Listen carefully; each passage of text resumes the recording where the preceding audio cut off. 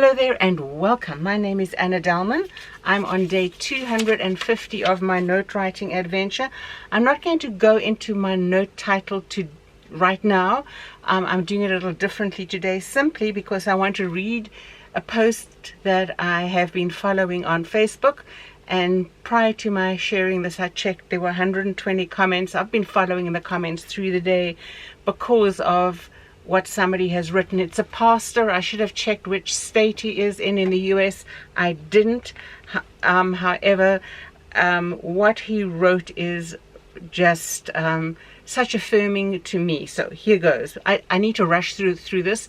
We're having cables installed to improve our internet, and they might switch it off, and I don't want to not read this to you. So the pastor's name is Michael Foster, and this is what he writes. It's an incomplete sketch. There's a type of man who shows up often in reformed circles. I'm not sure why they are especially common in that world, but they are. A friend once called him a secret king, and the name fits. The secret king is convinced he should be in charge, or at least could be. He believes he possesses an unrecognized greatness.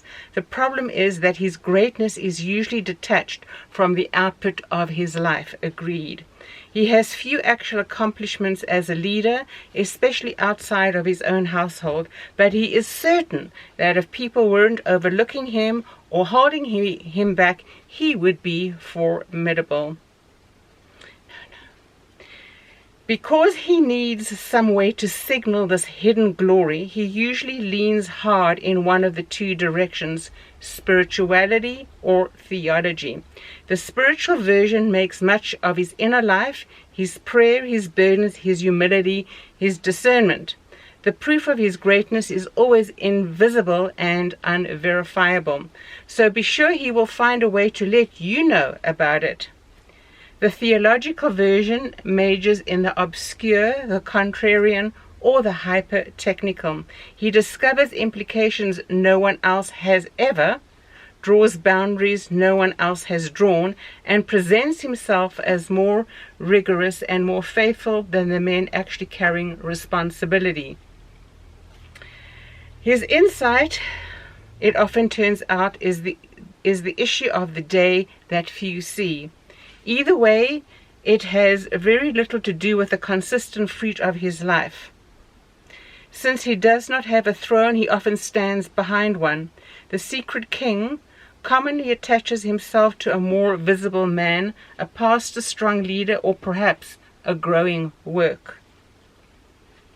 He praises loudly, amplifies constantly, and becomes an official spokesman, almost like the hyperman to a rapper. He often comes off like LeFou from Beauty and the Beast. He isn't a loyal man. He is focused on proximity to power or himself. He believes the strong man is his access point to recognition. So long as he is affirmed, he is devoted. When he is not, he turns. Oh boy, and when he turns, does he turn. Support becomes suspicion, praise becomes discernment, private disappointment becomes public principle. He reframes himself not as unproven, but as suppressed. In time, they posit that all or most pastors are power-hungry narcissists who, in their insecurity, chase off any threats to their power. Such men do exist, but so do the embittered LeFous. Anyhow, you see this pattern in Reformed churches often enough that it is worth naming. And so very, very, very, very, very, very true. And so here we come to my note for today. When God gives affirmation of your understanding of people, places, and things, what to do with what you learn. Primary importance is humility in response to the discernment he has given you about everything that I've just read to you, if that has been an experience in your life.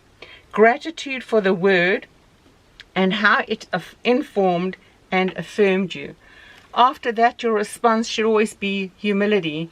And then, the reason I'm sharing this, it is right in line with everything that I've been talking about over the past few days in Proverbs 9 and 6. Now, I do believe that God is a great economist. He does many things at one time when he's causing things to occur in life, whether it be here in my neck of the woods or in the neck of the woods of where that post was written. There are no maverick molecules in this world. God holds every one of them in his hand, and he tilts it according to his purpose on how life should function. He spoke this world into creation. All of it is his. He can ordain anything at any time. So, doesn't make me more special than anybody else, because what I'm sharing with you here is true for your life as well. He is intricately involved in yours as he is in mine. So he allowed for me to read that in the past 36 hours and totally be humbled that finally I can read something that affirms the experiences I had when I arrived back here. Now, I have been sharing on YouTube for 235 days. I didn't start on day 1. 235 days. I didn't start on day 1 of my note writing. I think I started on day 14 or 15, but I've been writing these notes for 250 days, and I've been carrying issues in my heart and my life for the years that God had transported me back to this geographical location. Things went sour, things went bad. Now, I do not discuss these as in a one-upmanship. I have just read something to you that was written by a pastor in the US. So, I know these things are common everywhere in the world. When I share my experiences here, it's not to shame. It's not to pinpoint anybody. It's shared with you to encourage you, as God has allowed me to work through things and encourage myself as well. Now, what I've read to you from Facebook on my little cell phone, what I read to you is in a nutshell what I've talked about over the past 250 days in examples I've given on how you deal with different things as they come up in your life. And I had opportunity to address things when things were coming at me in a surprising way. Now, Proverbs 9 and 6, leave off simple ones, forsake the foolish and simple-minded, and live and walk in the way of insight and understanding. That is verse 6. 7, whoever corrects a scoffer gets himself abuse, and he who reproves a wicked man incurs injury.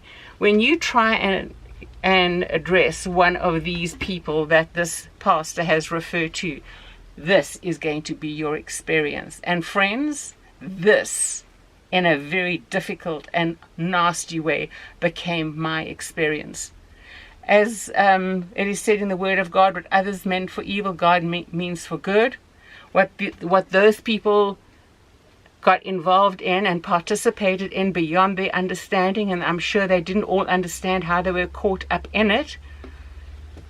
Was it bad and horrible way back when it occurred? Yes, it was. But today, as I stand here, I consider my having come through that with all God has taught me to be of so much value to myself. It has allowed me to humbly know Him and His presence in my life. And I've spoken about that. Friends, even before my health went icky bad, where it was really bad for many, many, many years, God had allowed His visitations in my soul, His presence to be known, to carry me through one of the most horrible experiences I've ever walked through in the church. That is why in the past I've spoken about the small c and the big C. Small c is men, people, mankind, trying to play church. Big C are the called out ones, those whom God has across the world, which are His own. There is a huge big difference. Usually what he's described, this pastor, is people playing the small c. That's the only thing they've got in life. Now, as I've been thinking about that and reading through all the comments on that particular post, it intrigued me greatly, fascinated me, because so much of what other people wrote is right in line with what I experienced. I have shared in the past that no trial is uncommon to man, and that we need to be comforted to know that our brothers in the world are going through the same thing. How pertinent and how true that is. So friends, I'm in my little neck of the woods. You're in yours. And no matter where we are, we do not escape the work that God has us walk through for His glory. The works, the negative, the good, the nice, the ugly ones are all at His hand to stretch us, to grow us. And oh boy, oh boy, oh boy, does that stretching sometimes really, it's like you put on the old-fashioned rack when they turn it and they stretch you. It can feel like that in your heart and in your soul. But it calls for us to not look at ourselves and to look at God and trust Him and be humbled to know His presence is always there for us, if only we will cling to Him. So tomorrow will be day 251, and I look forward to encouraging myself again, and I hope that I'm encouraging you along the way. Take care and God bless. Until then, bye-bye for now.